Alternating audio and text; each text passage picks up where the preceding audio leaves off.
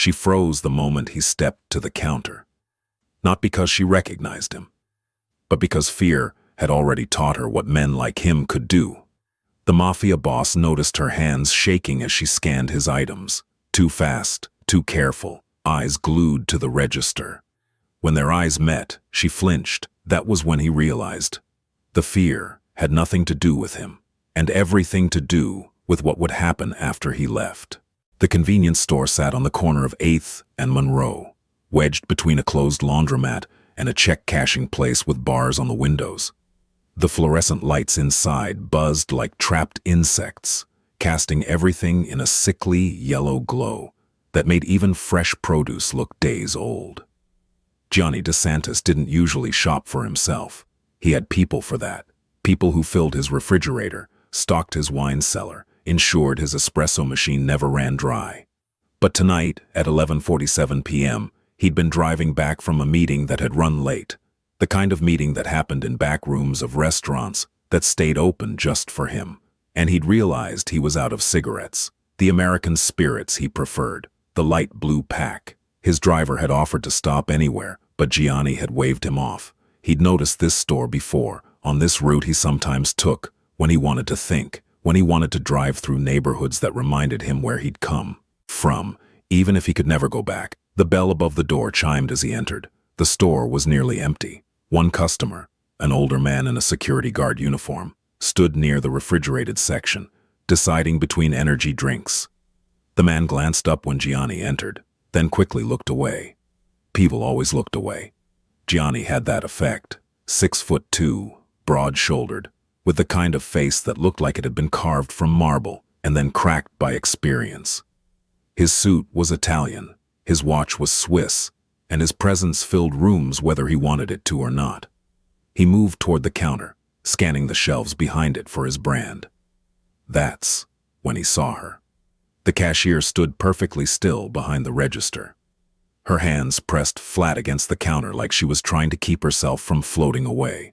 She was young, mid-20s maybe, with dark hair pulled back in a ponytail that had started to come loose hours ago. Her name tag said Maya in faded letters, but it wasn't her name that caught his attention.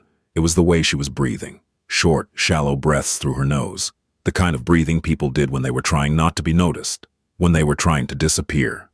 Gianni had seen that kind of breathing before. In people who worked for him when they'd made mistakes. In people who owed money they couldn't pay. In people who knew that violence was coming and were calculating their chances of survival. "Evening," he said, his voice carefully neutral. She jumped. Actually jumped, like his voice had been a gunshot. "I'm sorry," she said immediately, her hand flying to her chest. "I'm sorry, I was just—" She stopped herself, swallowing hard. "How can I help you?" Her voice trembled on the last word. Gianni studied her more carefully. Her eyes were green but ringed with the kind of exhaustion that came from not sleeping, not from working late. She had a small bruise on her left wrist, just visible where her sleeve had ridden up. Her fingernails were bitten down to the quick. "American spirits," he said, keeping his voice even. "Light blue." "Yes, of course. Right away." She turned too quickly, stumbling slightly as she reached for the cigarettes on the shelf behind her. Her hands shook as she grabbed the pack, not the subtle tremor of nervousness, but the visible shake of genuine fear. She was terrified. But not of him. Gianni knew what it looked like when people were afraid of him specifically. They became very still, very polite, very careful not to make eye contact. They measured every word. They tried to give him what he wanted before he had to ask. This was different. Maya wasn't looking at him at all. She was looking past him toward the door, then toward the security camera mounted in the corner, then toward a door marked "Employees Only" at the back of the store. She scanned the cigarettes with trembling fingers. 10:47, she said, her voice barely above a whisper. Gianni pulled out his wallet, not the expensive leather one he usually carried, but a simpler black one he kept in his car for occasions like this, and handed her a 20. Her fingers brushed his as she took it, and she flinched again. "I'm sorry," she said again for the third time in as many minutes. "I'm sorry, "For what?" Gianni asked. She froze, her eyes going wide. What? What are you apologizing for? She stared at him, like he'd asked her to solve a calculus equation. I don't. The door at the back of the store opened. Maya's entire body went rigid. A man emerged from the back room, early 40s, thinning hair, cheap dress shirt with sweat stains under the arms. He had the soft, doughy build of someone who'd never worked hard physically but compensated with cruelty. His eyes were small and mean. He looked at Maya first, then at Gianni, then back at Maya. "Everything okay out here?" he asked. His voice had a false cheerfulness to it, like a children's show host who hated children. "Yes, Mr. Patterson," Maya said immediately, too quickly. "Everything's fine. I was just helping this customer," Patterson said, his eyes still on her. "Good. That's good." He smiled, but it didn't reach his eyes. "Remember what we talked about, Maya. Customer service, it's everything." "Yes, sir. Everything. I understand." Patterson's smile widened slightly, and Gianni saw Maya's shoulders hunch forward, like she was trying to make herself smaller. Then, Patterson looked at Gianni, and his expression shifted. Not to fear, he clearly didn't recognize who Gianni was, but to a kind of obsequious friendliness that Gianni had learned to hate years ago. "We appreciate your business, sir," Patterson said. "Maya's one of our best. She knows how important our customers are." Gianni said nothing. He simply held Patterson's gaze until the other man looked away. "Well," Patterson said, his smile faltering slightly, "I'll let you finish up. Maya, I'll be in my office if you need anything." He disappeared back through the door, but Gianni noticed he left it slightly ajar, just enough to listen. Maya's hands were shaking so badly now that she could barely count out his change. "I'm sorry," she whispered. "I'm so sorry. She stopped, pressing her lips together hard enough to turn them white. Gianni took his change and his cigarettes, but he didn't leave. "How late are you open?" he asked. 24 hours, Maya said automatically. Then she seemed to realize what she'd said, and fear flashed across her face again. "But we're usually pretty quiet after midnight.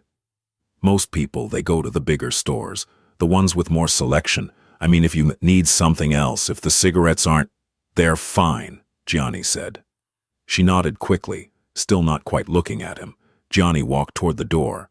The security guard had already left, his energy, drink in hand. The store was empty now, except for Maya, and whoever was behind that door. He paused at the exit. Then he turned back. Maya was watching him leave, her entire body tense, like she was counting down the seconds until he was gone. "What time do you get off?" Gianni asked. The color drained from her face. "I'm sorry." Her voice was barely audible now. "Your shift," Gianni clarified. "When does it end?" I close at 6 a.m. She was gripping the edge of the counter now, her knuckles white. "But I don't..." "That's a long shift," Gianni said. "Yes, sir." "You do this every night?" She hesitated, like the question was a trap. "Most nights." Gianni nodded slowly. Then he left, but as he walked to his car, parked in the shadow of a broken streetlight, he noticed 3 things. First, there were cameras mounted at every corner of the building, far more than a small convenience store would typically need. Second, there was a newer model BMW parked behind the building in a spot marked manager. The car was worth more than this store probably made in 6 months. Third, through the window he could see Maya still standing at the register, perfectly still, staring at the door, like she was waiting for something terrible to happen. And Gianni DeSantis, who had built his empire on noticing things other people missed, who had survived 3 decades in a world where the observant lived and the oblivious died, recognized something in her stillness. He recognized the posture of prey. He sat in his car for 5 minutes, watching. Nothing happened. No one came or left. Maya remained frozen behind her register, occasionally glancing toward that back room. Finally, Gianni started his engine and drove away. But he didn't go home. Instead, he made a phone call.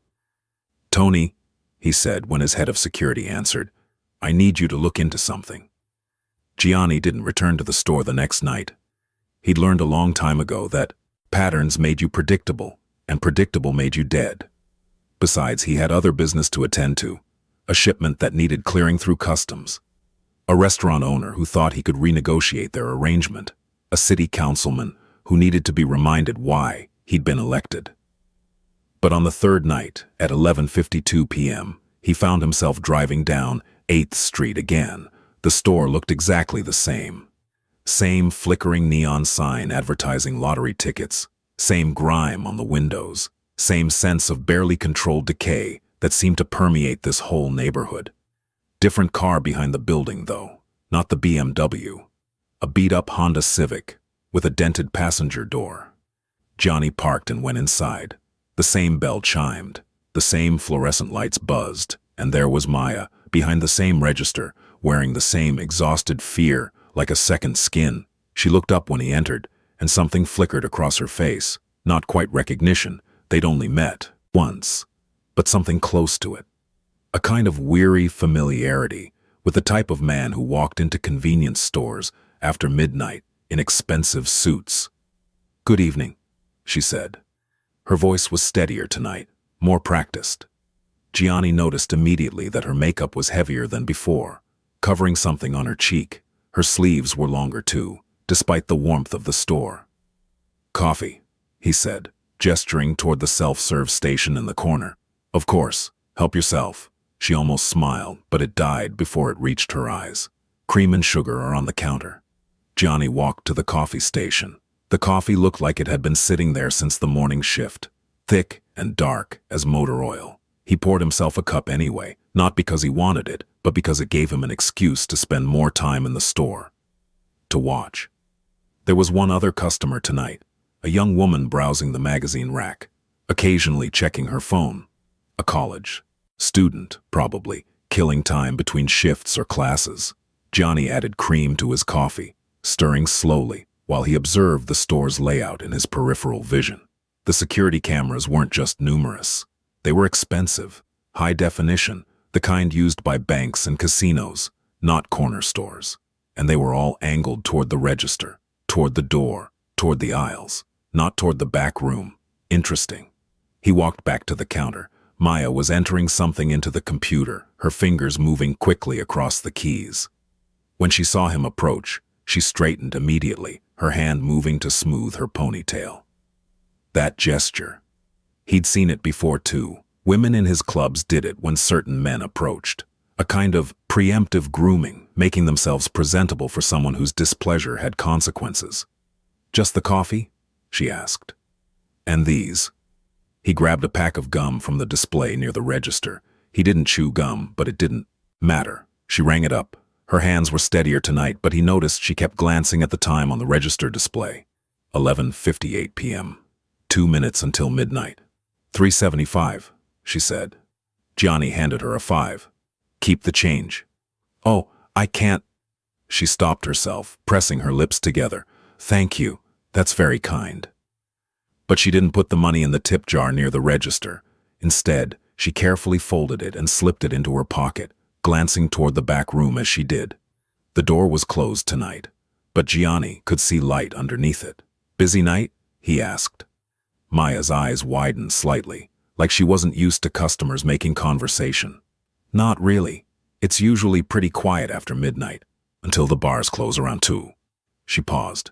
"You work late?" "I keep irregular hours," Johnny said. "Me too." She almost smiled again. "Irregular is one way to put it. How long have you worked here?" The question seemed to catch her off. "Guard.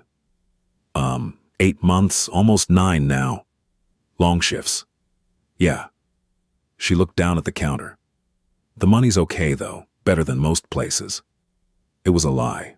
Johnny could hear it in her voice, see it in the way she wouldn't meet his eyes. Whatever this job paid her, it wasn't worth 10-hour night shifts in a neighborhood where most businesses closed at sundown. "You from around here?" he asked. Now she did look at him, suspicion creeping into her expression. "Why?" "Just making conversation." She hesitated, clearly debating whether to answer. "I grew up about 2 hours north, came here for school. College. Community college. But I had to." She stopped, shaking her head. "Sorry, I shouldn't talk about this. You probably want to get going." "I'm not in a hurry." The suspicion deepened. Most people are. After midnight. I'm not most people. Something changed in her expression then. A flicker of, what? Recognition? Warning? No, she said quietly. I guess you're not. She knew not who he was maybe, but what he was. People could sense it the same way animals sensed predators. The capacity for violence, even when it was perfectly controlled, left a signature that people felt in their hindbrain. The college student came to the counter, ready to pay for her magazine. Maya shifted immediately into customer service mode, smiling, making small talk, counting change, playing her part perfectly. Johnny stepped aside, sipping his terrible coffee, watching. When the student left, Maya was alone with him again. The store fell silent except for the buzzing lights and the hum of refrigerator motors. I should let you get back to work, Johnny said. Relief flooded her face. Okay, thank you for stopping in. He walked toward the door, then stopped. That bruise on your cheek, he said, not turning around. The one you're covering with makeup. How'd you get it? The silence that followed was absolute. When he turned, Maya was staring at him with an expression he recognized instantly. It was the look people got when they realized they'd been seen, truly seen, for the first time in a long time. I walked into a door, she said automatically. No, you didn't. I'm clumsy. No, you're not. Her eyes filled with tears, but she blinked them back furiously. Please, she whispered. Please just go. Who did it? Nobody. It was an accident. Maya, please. Her voice broke. Please, you have to go. You have to. The door to the back room opened. Different man this time. Younger than Patterson, maybe early 30s, with the kind of lean, wiry build that came from manual labor or drugs. His eyes were bloodshot, and he moved with the jerky energy of someone who was high or about to be. He looked at Maya first, then at Gianni, then back at Maya. Who's this? He asked. Just a customer, Derek, Maya said quickly. He was just leaving. Derek's eyes narrowed. Little late for customers. Stores open 24 hours, Johnny said evenly. Yeah? Derek moved closer, and Johnny saw Maya stiffen. Well, we appreciate your business and all, but maybe you should, take it somewhere else next time. We're pretty full up here. The store was empty. Derek, Maya said, her voice tight with warning. He's a customer. We can't. I said, Derek interrupted, his voice hardening, that he should take his business elsewhere. There was a moment, just a moment, where Gianni considered showing this man exactly who he was talking to, where he considered making him understand the hierarchy of power that existed in this city, and where a strung-out convenience store employee ranked on it. But then he looked at Maya and saw pure terror in her eyes. Not terror that Derek would hurt him, terror that Gianni would hurt Derek, and that she would pay for it afterward. So instead, Gianni simply nodded. Have a good night, he said. He left, but as he walked to his car, he watched through the window as Derek grabbed Maya's arm, the same arm that had the bruise, and leaned in close to say something that made her whole body go rigid. She nodded, quickly, repeatedly, like a child being scolded. Derek released her and disappeared back into the office. Maya stood there for a long moment, her hand pressed to her arm where he'd grabbed it. Then she looked toward the window, toward where Gianni's car was parked in the darkness. And for just a second, their eyes met. Gianni saw the question in her gaze. Why did you ask? Why do you care? He saw something else too. Hope. Dangerous, fragile hope that someone had finally noticed, that someone had finally seen. Gianni started his car and drove away. But this time he made 3 phone calls. First, to Tony again. I need everything. The store, the employees, the owner, the finances, everything. Second, to his accountant. How hard would it be to buy a convenience store? Third, to someone who didn't ask questions and didn't leave traces. I need surveillance. Discreet. Just watching. Because Gianni DeSantis had recognized something in Maya's eyes that he hadn't expected to recognize. He'd seen the same look in his own mother's eyes, 30 years ago when his father would come home drunk. The same calculation. How long can I endure this? How much can I survive? And he'd made himself a promise when he was 14 years old. watching his mother flinch at shadows. Never again, not if he could stop it. The information came in pieces over the next week. Tony delivered the first report 3 days later, spreading papers across Gianni's desk in his office above the restaurant on Mulberry Street. The office had floor-to-ceiling windows that overlooked the neighborhood, the kind of view that reminded everyone who saw it that Gianni was watching, always watching. "The store's called Quick Stop Market," Tony said, pointing to a property deed, owned by a shell company called Monroe Enterprises LLC. I traced it back through 4 different holding companies, but the actual owner is a guy named Vincent Patterson. "The manager," Gianni said. "Yeah, but here's where it gets interesting." Tony pulled out another document. Patterson doesn't own just this store. He owns 5 others, all in low-income neighborhoods, all operating on razor-thin margins that don't make sense given the locations and inventory. Gianni leaned back in his chair. "Money laundering. That'd be my guess, but it's clean, really clean. Whoever's doing his books knows what they're doing." Tony paused. "There's more. The security system in that store cost about 40 grand to install, for a place that probably makes that in profit over a year. He's protecting something, or watching something." Tony tapped another photo. "I pulled footage from a traffic camera down the street. Look at this." He showed Gianni a series of time-stamped images. Cars pulling up behind the Quick Stop, late at night. Men going in through the back door, staying for 5, 10 minutes, leaving with nothing visible. "How often?" Gianni asked. 3, 4 times a week.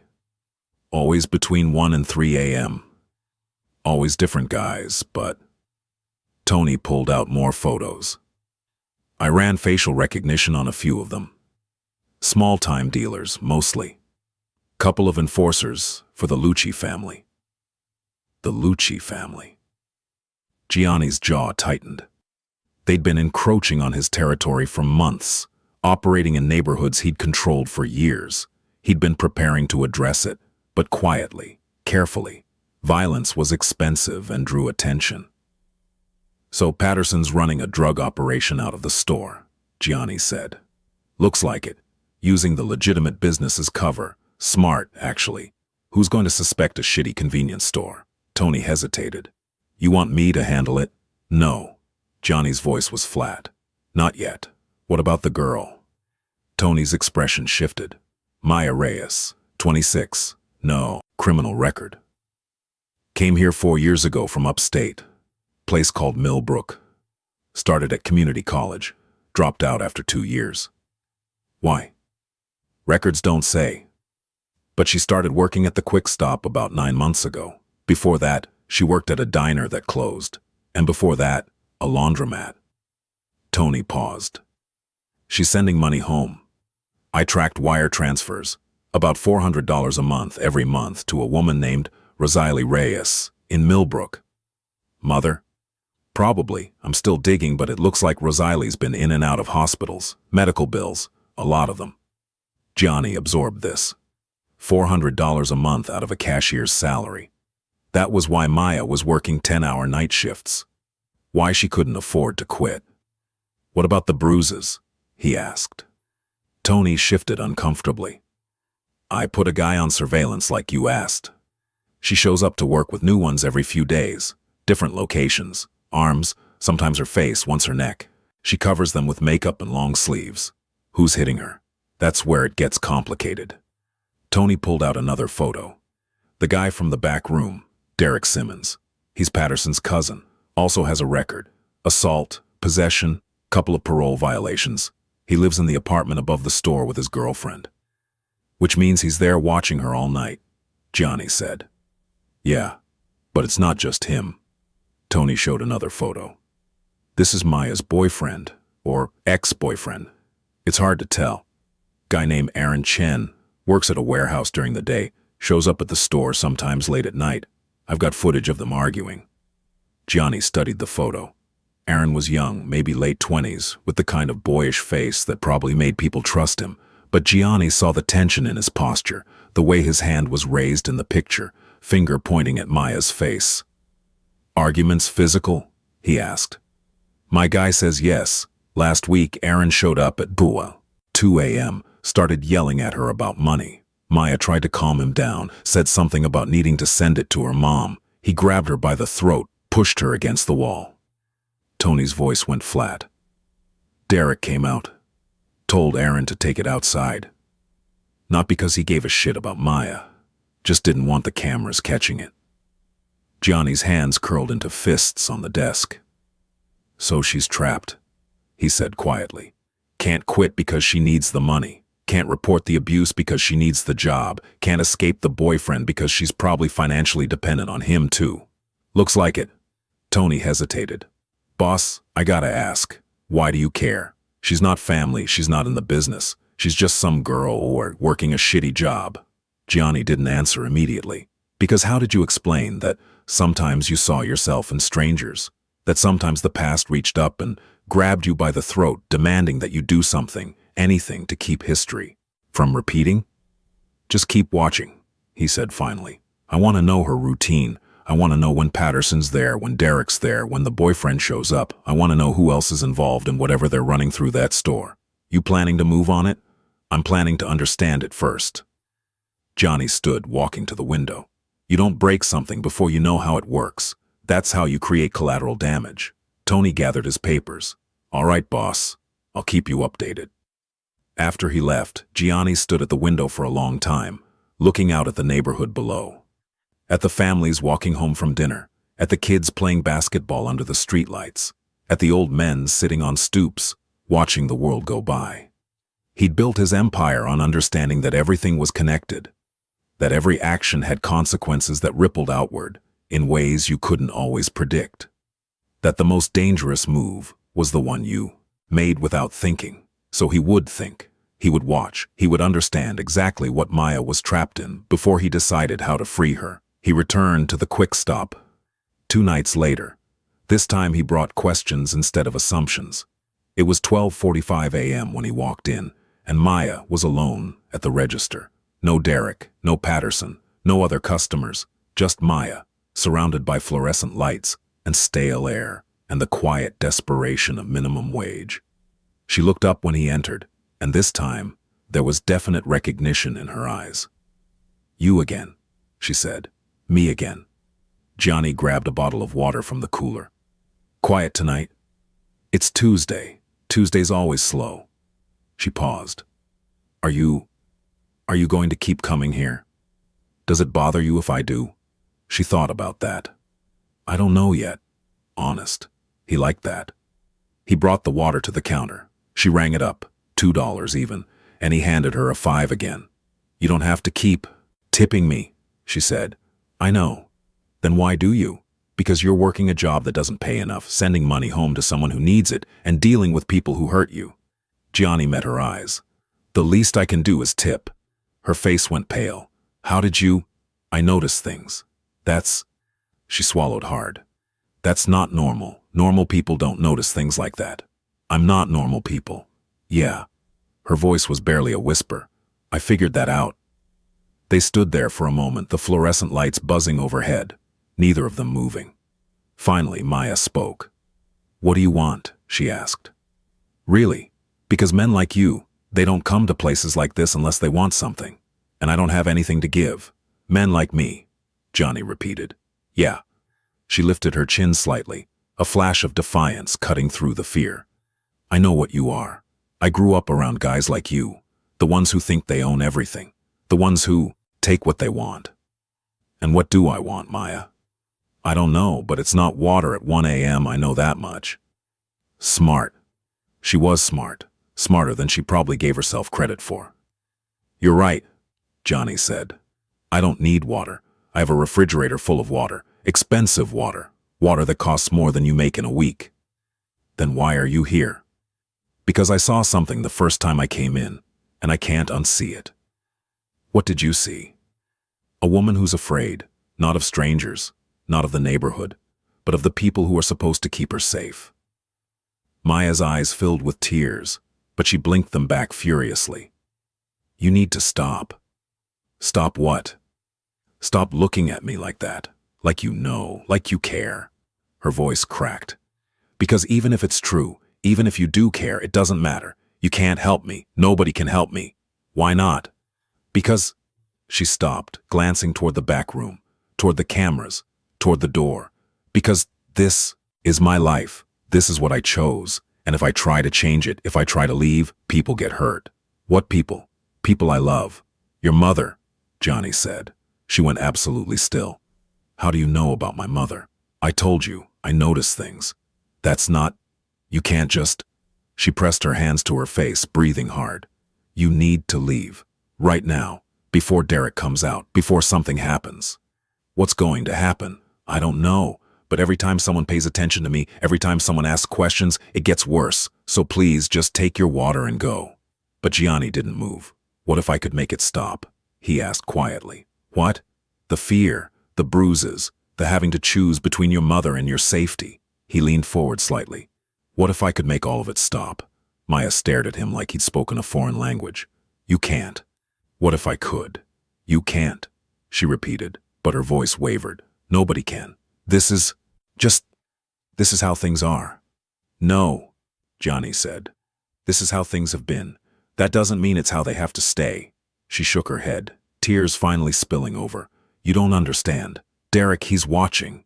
Patterson, he knows everything that happens in this store. And Aaron, She stopped, wiping her eyes. He said, if I ever told anyone, if I ever tried to leave, he'd make sure my mom never got another dime. He'd make sure I never saw her again. Aaron doesn't have that kind of power. But Patterson does, and Derek does, and they're all... She stopped again, biting her lip hard. I've said too much. No, Johnny said gently. You haven't said nearly enough. The door at the back of the store opened. Derek emerged, eyes bloodshot, moving with that same jerky energy. He looked at Gianni, then at Maya's tear-stained face, and his expression darkened. Problem? He asked. No problem, Maya said quickly, wiping her face. Customer just needed help. Finding something. Looked like more than that. It wasn't. Derek moved closer, and Gianni saw the bulge under his jacket. Gun. Probably a 9mm. You again? Derek said, looking at Gianni. Thought I told you to find another store. This one's convenient. Johnny said mildly. Yeah, well, convenience ain't worth the hassle. Derek's hand drifted toward his waistband. So maybe you should inconvenience yourself somewhere else. Gianni could have ended this in 3 seconds. He could have drawn his own gun, a .45 he always carried, always within reach, and shown this punk exactly what happened when you threatened Gianni DeSantis. But Maya's eyes were on him, wide and terrified, silently begging him not to escalate. So instead, he simply picked up his water. Have a good night, he said. He walked to the door, paused, turned back one last time. Maya, he said, think about what I said. Then he left. From his car, he watched through the window as Derek grabbed Maya's arm, the bruised one, and yanked her close. Watched as he said something that made her flinch. Watched as she nodded quickly, desperately, trying to placate him. Johnny pulled out his phone, called Tony. Change of plans, he said.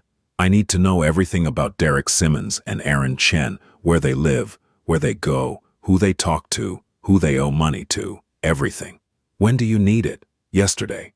Boss, what are you planning? Johnny watched as Derek released Maya and disappeared back into the office. Watched as Maya stood there, shaking, one hand pressed to her arm where he'd grabbed her. I'm planning to remind some people, Johnny said quietly, that fear only works if the person you're scaring doesn't have anyone scarier backing them up. He hung up, sat there in the darkness, watching, always watching, because that's what predators did. They watched, they waited, they learned their prey's patterns, their weaknesses, their fears, and then, when the moment was right, they struck.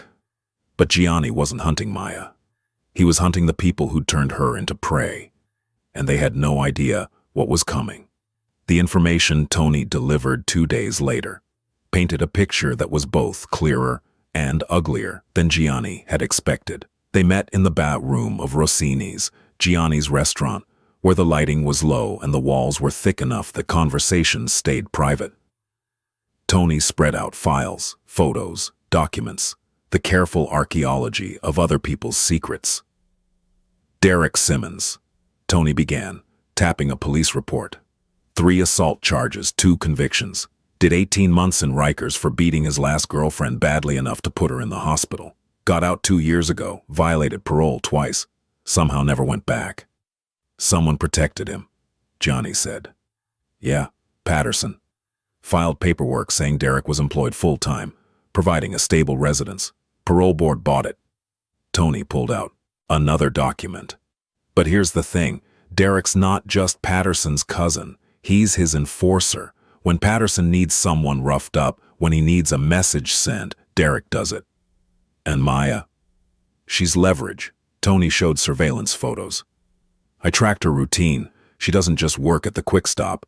Every Monday and Thursday, a car picks her up after her shift, takes her to an apartment building in Astoria. She goes in for about 40 minutes, comes out looking worse than when she went in. What's in the apartment? Patterson's main operation. That's where they cut and package. The store's just a front and a drop point. Tony paused. And that's where they keep the girls. Johnny's blood went cold. Girls. 3 of them, as far as I can tell. All working at Patterson's various stores, all trapped the same way. Someone they love is being held over their head. Medical bills, debt, family members who need protection. Tony's voice hardened. Patterson finds people who are desperate and vulnerable, and he hooks them in, makes them complicit in his operation so they can't go to the cops. Uses their own love against them. And Derek keeps them in line. Yeah. Derek and the fear of what happens if they talk. Tony showed another photo. Maya emerging from the Astoria building with fresh bruises on her neck. They rotate the girls through the packaging operation, keeps them all afraid, keeps them all connected to the crime. If one goes down, they all go down. Gianni stood, pacing to the window. Outside, people walked by, unaware, living their lives, protected by his organization's careful maintenance of order, of control.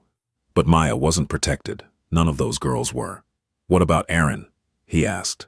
Aaron Chen is a piece of work. Tony's disgust was clear. Met Maya about a year ago, started dating her, seemed normal at first. Then she started working for Patterson, started sending money home to her mom. Aaron saw an opportunity. He's taking her money. Not just that, he's in debt, gambling mostly, owes about 30 grand to some very unpleasant people. So he's been convincing Maya to give him her earnings. Threatens to tell Patterson she's stealing if she doesn't. Threatens to cut off her mother's money. Threatens to hurt her mother directly. He's using her the same way Patterson is. Exactly. And here's the kicker. Tony pulled out the final document. Aaron's connected to the Lucci family. Not directly, he's too small time, but he's doing errands for them, which means Patterson's operation might actually be funded by the Luccis. They've been looking for a way into this territory for years. Gianni absorbed this. The Lucci family, Patterson, Derek, Aaron, all of them circling around Maya and girls like her, feeding on their fear, growing fat on their desperation. Options, he said. Legal? Call the cops, let them raid the operation, but that means Maya and the other girls get arrested too. Even if they testify, even if they cut deals, their lives are over. They'll have records. Patterson will make bail and come after them. The Luccis will send someone to clean up loose ends. Illegal? We move on the operation directly, take out Derek and Patterson, sever the Lucci connection, but that means war, and war is expensive. Johnny turned from the window. Third option? Tony smiled grimly. You already know. Say it anyway. We make Patterson an offer he can't refuse. We convince him that his operation is suddenly more trouble than it's worth. We convince the Luccis that this territory isn't available. We convince Aaron that Maya is off limits. Tony paused. And we do it all without anyone knowing you were involved. How? By making them more afraid of what might happen. Then they are greedy for what they have. Johnny nodded slowly. It was risky. It required precision. But it was the only way to protect Maya, without destroying her in the process. Set it up, he said. I want to talk to Patterson first. Alone. Vincent Patterson was not a stupid man. He'd built his operation carefully over 10 years, starting with a single store and expanding slowly, methodically. He'd learned to stay below the radar. He'd learned to never get too greedy. He'd learned exactly how much pressure he could apply to people before they broke in ways that attracted attention. But he'd never learned what it felt like to be on the receiving end of that pressure, not until he got the phone call. It came at 3 a.m., 3 days after Gianni's last visit to the quick stop. An unknown number. Patterson almost didn't answer, but something made him pick up. "Vincent Patterson," he said. "You don't know me," said a voice on the other end. Calm, measured, dangerous. "But I know you." Patterson sat up in bed. "Who is this?" "Someone who's been watching your operation, the stores, the back room, the girls, the connection to the Lucci family." A pause. Everything, fear, cold and sharp, slid down Patterson's spine. "I don't know what you're talking about." "Yes, you do, and you're going to listen very carefully because I'm only going to say this once." The voice, Johnny's voice, though Patterson didn't know that, continued. "In approximately 6 hours, you're going to receive a visit from someone representing my interests. You're going to sit down with this person, you're going to listen to what they have to say, and then you're going to make a choice." "A choice about what?" "About whether you want to keep your operation or keep your life." Patterson's mouth went dry. "Are you threatening me?" "I'm informing you, there's a difference." The voice remained perfectly calm. "The Lucci family doesn't own this territory. They never will. And your operation, using vulnerable women as mules, taking advantage of their desperation, that ends now. You can't just... I can, and I will. The question is whether you cooperate or whether I have to make you cooperate. Cooperation is cleaner, easier, better for everyone involved. And if I refuse, then Derek Simmons will be arrested tomorrow for parole violation. The evidence will be airtight. While he's inside, certain people will be informed that he's been talking to federal investigators about the Lucci family's operations. Within a week, he'll be dead." Patterson's blood ran cold. "You wouldn't. You'll also receive a visit from the IRS about your business finances. Turns out, laundering drug money creates a very clear paper trail when someone knows where to look. You'll be charged with tax evasion, money laundering, and racketeering. You'll lose everything. This is insane. The girls you're using, Maya Reyes, Jennifer Sullivan, Keisha Davis, will be offered protection and immunity in exchange for testimony. They'll take it. They'll bury you." Patterson was shaking now. "Who the fuck are you?" "I'm the person who's giving you a way out. My representative will arrive at your office at 9 a.m. You'll listen to their offer, and you'll accept it. And if I don't, then by this time tomorrow you'll be in a cell. Derek will be dead, and the Luccis will be looking for who burned their distribution network." A pause. "Choose wisely, Mr. Patterson." The line went dead. Patterson sat in the darkness, his phone clutched in his hand, his heart hammering against his ribs. He'd built this operation on fear, on understanding that people would do almost anything to protect the ones they loved, on exploiting that desperate love until there was nothing left but compliance. But now, someone was using the same tactics on him. And whoever it was, they were much, much better at it. At 9 a.m. exactly, Tony walked into the Quick Stop's office. Patterson was already there, looking like he hadn't slept. His hands trembled slightly as he poured himself coffee from a machine that looked like it hadn't been cleaned in months. "Vincent Patterson?" Tony asked, though he knew the answer. "Who wants to know?" Tony closed the door behind him, drew the blinds, sat down without being invited. "I represent certain interests in this city," he said. "Interests that have become concerned about your operation." "I don't know what you're talking about."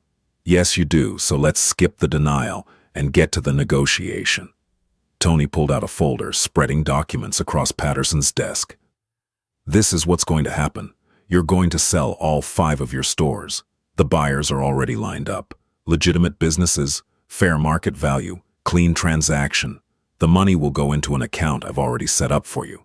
Why the hell would I? Because the alternative is everything I outlined on the phone last night." Tony's voice remained calm. "Within 1 hour of this meeting, if you haven't agreed, Derek gets arrested. The IRS gets an anonymous tip. The Luccis get informed that you've been skimming their product. And the girls get offers they won't refuse." Patterson's face went pale. "This is extortion." "No, this is business. Extortion would be if I was taking something from you. I'm giving you an exit strategy. You walk away clean, with enough money to start over somewhere else. Somewhere far from here. And the girls? The girls are no longer your concern. Tony leaned forward. Here's what happens to them. They quit, effective immediately. Any debt they think they owe you is forgiven. Any threats made against their families are void. They walk away, and you never contact them again. The Lucchis will never allow this. The Lucchis have already been informed that this territory is closed to them, permanently. They understand the situation. Who the fuck are you people? Tony smiled thinly. We're the people who own the city. We just don't like advertising it. He pushed the papers closer. You have 30 minutes to decide, Tony said. Sign these documents, agree to the terms, and by end of business today, you'll have $1.2 million in your account. Refuse, and by this time tomorrow, you'll have nothing. Not your stores, not your freedom, not your life. Patterson stared at the documents. His hands were shaking badly now. What about Derek? He asked. Derek gets on a bus to Florida tonight with $10,000 and a warning. If he ever comes back to the city, if he ever contacts Maya or any of the other girls, he disappears, permanently. And Aaron Chen? Aaron's being handled separately. Patterson picked up a pen, put it down, picked it up again. If I do this, he said quietly, I want protection, from the Lucchis, from whoever you work for, from all of it. You'll have it, as long as you leave and never come back. Patterson signed. His hands shook the entire time, but he signed every document, the sales agreement, the release forms, the non-disclosure agreement that threatened consequences so severe Tony didn't even need to explain them. When it was done, Tony gathered the papers and stood. You made the right choice, he said. Did I? Patterson looked up, and there was something broken in his eyes. I spent 10 years building this. 10 years. You spent 10 years hurting people, Tony corrected. This is you paying for it with money instead of blood. Trust me, Mr. Patterson, you got the better deal. He left. As he walked out of the quick stop for the last time, he saw Maya at the register, serving an early morning customer. She glanced up, met his eyes for just a second, then looked away. She didn't know yet, but she would. Aaron Chen was easier. He was leaving his warehouse job at 5 p.m. when a car pulled up beside him, a black sedan with tinted windows, the kind of car that meant trouble. 2 men got out. Large men, men who knew how to hurt people efficiently. Aaron tried to run. He made it about 10 feet before they caught him, dragging him into the alley beside the warehouse. One of them, the bigger one, slammed him against the brick wall hard enough to knock the air from his lungs. Aaron Chan, the man said. It wasn't a question. Aaron couldn't breathe, couldn't speak, could only nod. You know a girl named Maya Reyes. Another nod, more frantic this time. You've been hitting her, taking her money, threatening her mother. I don't, she. The man's hand closed around Aaron's throat. Not tight enough to choke him, but tight enough to make him understand how easily it could. Here's what's going to happen, the man said, his voice perfectly calm. You're going to leave Maya alone. Forever. You're never going to call her, text her, see her, or think about her. You're going to forget she exists. Okay, Aaron gasped. Okay, I will, I promise. I'm not done. The grip tightened slightly. Your gambling debt, the $30,000 you owe, it's paid, clean slate. But if you gamble again, if you borrow money again, if you get into debt again, you don't get another bailout. You get buried, understood? Yes, I understand. And if you ever go near Maya or her mother, if you ever threaten her again, if you ever even say her name, the man leaned in close. They'll find pieces of you in 3 different states. Are we clear? We're clear, I swear. The man released him. Aaron slumped against the wall, gasping. One more thing, the man said. This conversation never happened. You never saw us. You don't know why you're leaving Maya alone, you just are. Because if you talk about this, if you tell anyone about this conversation, we'll know, and we'll come back, and next time we won't be this nice. They left. Aaron stood there in the alley, shaking, tears running down his face, understanding for the first time in his life what it felt like to be utterly powerless. To be afraid of forces he couldn't see, couldn't fight, couldn't escape. He never contacted Maya again. Gianni returned to the quick stop one final time. It was 11:30 p.m., 5 days after Tony's visit to Patterson. The under new management sign was already up in the window. The new owner, a retired cop who'd bought the store legitimately, who had no idea who'd really arranged the sale, was implementing changes, better pay, reasonable hours, actual security. But tonight, Maya was still working. Her last shift before the transition. She looked up when Gianni entered, and this time, something was different in her eyes. Not fear, questions. "You," she said. "Me. Patterson's gone. Derek's gone. Aaron," she swallowed. "Aaron called me yesterday, told me he was sorry, that we were done, that I should have a good life." She paused. He was crying. Gianni said nothing. "The new owner offered me a different position, day shift, better pay, normal hours." Her eyes were bright with unshed tears. "How is any of this possible?" "Sometimes things change," Gianni said simply. "Things don't just change. Not like this, not overnight." She came out from behind the register, moving closer. "What did you do?" "I reminded some people that there are consequences for their actions. You're the one who called Patterson. You're the one who sent those men to Aaron." It wasn't a question. "Does it matter?" "Yes." Her voice cracked. "Yes, it matters, because I need to know if I'm free or if I just traded one cage for another." Gianni looked at her, really looked at her, and saw someone who'd been beaten down so many times that even rescue felt like a trap. "You're free," he said quietly. "The job is yours if you want it, but if you don't, there are others. The debt you thought you had, it's gone. The threats against your mother, empty. The people who hurt you, gone or too afraid to come back." "Why?" The tears spilled over now. "Why would you do all this for someone you don't even know?" "Because someone should have done it for my mother," Gianni said. "And nobody did." Maya stared at him, understanding dawning in her eyes. "What do you want from me?" she whispered. "Nothing. People like you always want something. Not from you." Gianni stepped back toward the door. "Live your life, Maya.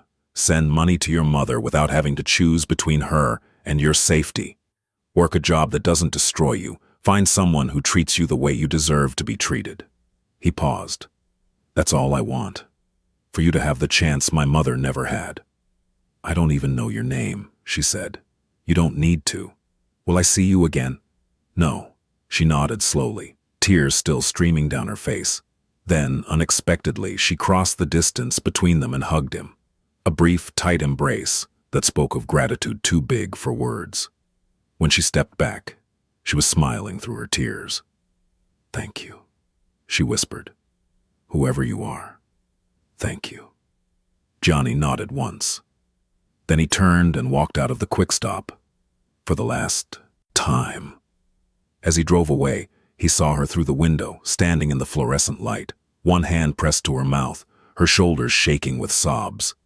But they were different sobs than before. Before she'd cried from fear. Now she cried from relief, from hope, from the sudden, dizzying possibility that maybe, just maybe, the nightmare was finally over.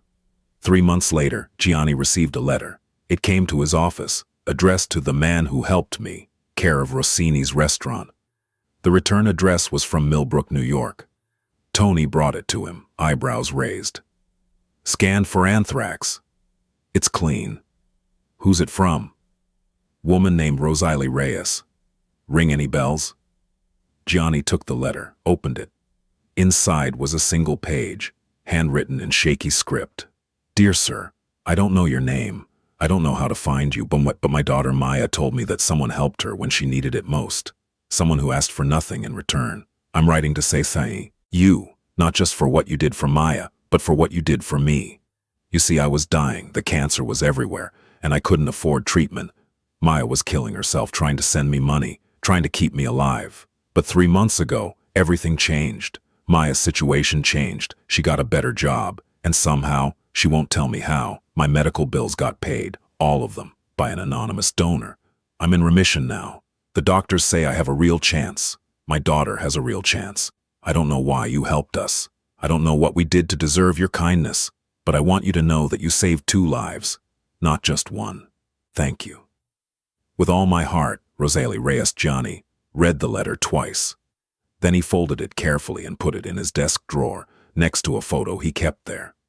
A photo of a woman with dark hair and kind eyes, standing in front of a house that no longer existed. His mother, she died when he was 16. Heart attack, the doctor said. But Gianni knew it was more than that. It was years of stress, Years of fear, years of choosing between medicine and food, between safety and rent. Years of being trapped. "You okay, boss?" Tony asked. "Yeah." Johnny closed the drawer. "I'm fine." But he wasn't fine. He was thinking about all the women like Maya, all the people trapped in situations they couldn't escape, ground down by systems designed to exploit their desperation.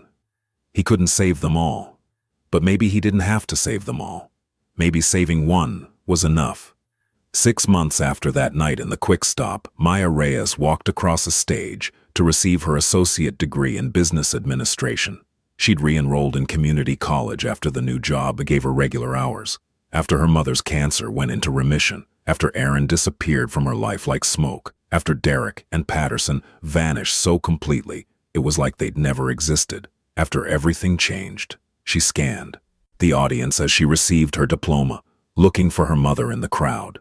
Rosalie was there, thinner than before, but alive, smiling, crying happy tears. But Maya was also looking for someone else, a man in an expensive suit who'd walked into a convenience store and noticed what no one else had seen, who'd cared when he had no reason to care, who'd changed her life and asked for nothing in return. She didn't see him. She hadn't expected to.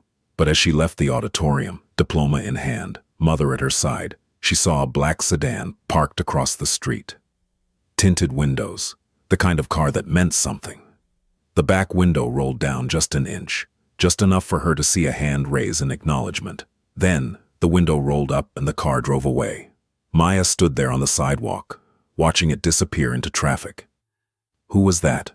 her mother asked. "Nobody," Maya said, smiling through sudden tears.